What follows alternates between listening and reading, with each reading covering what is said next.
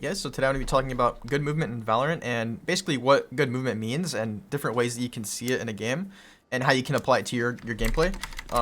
So basically good movement, there's a lot of aspects. I'm going to be going into what I think is the most important aspects of good movement.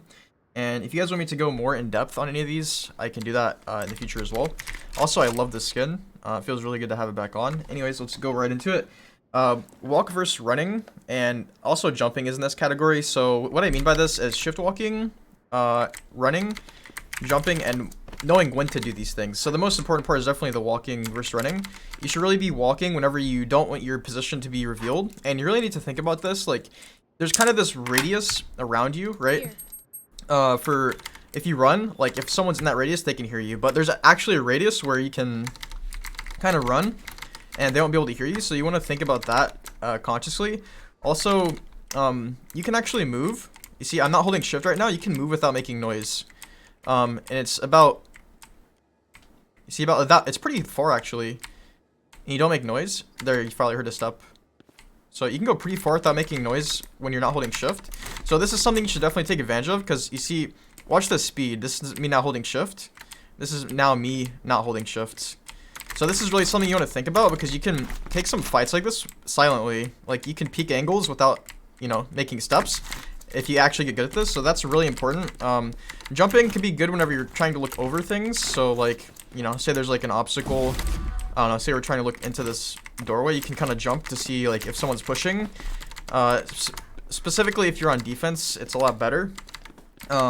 Next we have jiggling versus jump peeking, or jiggling and jump peeking, right? So this also ties into movement because jiggling, I feel like I always jiggle that angle. If we're trying to jiggle something, then you know, this is also involved in movement. This is basically jiggling. If you don't know what it is, it's basically you hit AD and you want to do it so that you kind of, you can do it far, like a wide jiggle peek, but you really usually want to do it kind of tighter like this.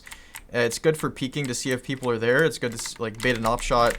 And jump peeking is even better for baiting an op shot. Usually how I like to do this is kind of think of like a U. So you're jumping in like a U shape. And this is good whenever you're trying to, like, again, bait an op shot. So say that drone out there right here is an opper, and I want to bait the shot. And that's how you do it. Obviously, with the jet passive, you kind of float. So you don't want to float, you just tap the space bar. So yeah. And then usually you'll bait the op shot, especially if you're in lower ranks. But this is also pretty important for movement, right? Also pretty important. So next we have counter strafing. Again, I've explained this before. It's basically when you are shooting, and whenever between shooting you kind of move, so you're repositioning as to make yourself harder to hit when you're shooting, and also it's just kind of better for winning fights, mainly because it's harder for the enemies to hit you.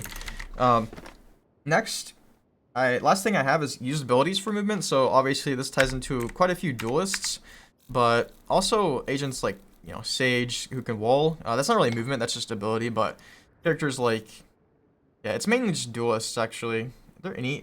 I guess maybe you consider his TP. I don't know. Usually, so like, the agents I'm thinking of right now are Jett, Neon, Raze, and probably, yeah, Yoru.